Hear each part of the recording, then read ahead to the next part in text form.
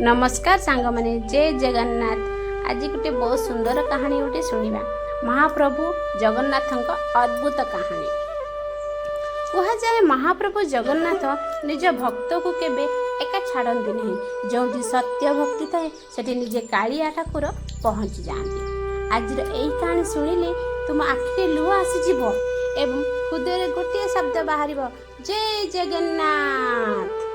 पुरीर गोटे छोट गाँव में माधव नाम जड़े गरीब भक्त रोते।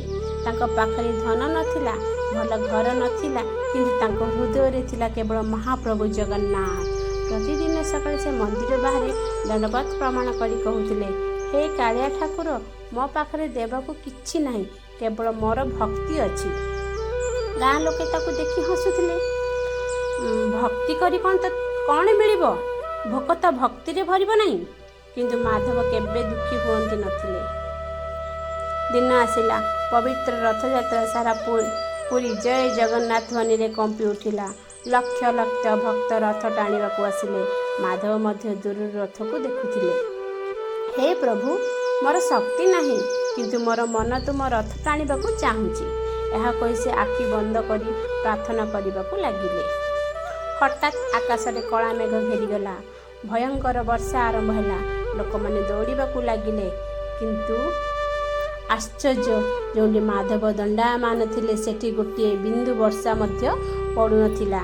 लोक मैंने भय और आश्चर्य देखुथिले, यह किपरि संभव।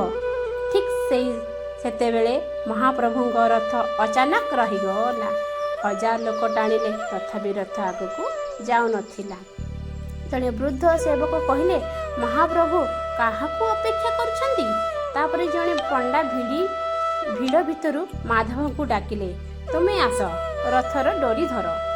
माधव भୟରେ कहला, मु गरीब लोक, मो पाई किपरि संभव? किंतु समस्ते ताकू आगकू नेली। माधव भक्तिभर हृदय रे डोरी धरी कहले, जय जगन्नाथ। आउ कहि सेही मुहूर्त रथ निजे निजे चलिबाकू लागिला। सारा पुरी कंपी उठिला, जय जगन्नाथ जय जगन्नाथ। से राति रे माधव स्वप्न रे महाप्रभु को देखिले। बड़ बड़ आखि, मधुर हस, कला कला मुख। महाप्रभु कहले, माधव, मु धन को नुहे, भक्ति को देखे।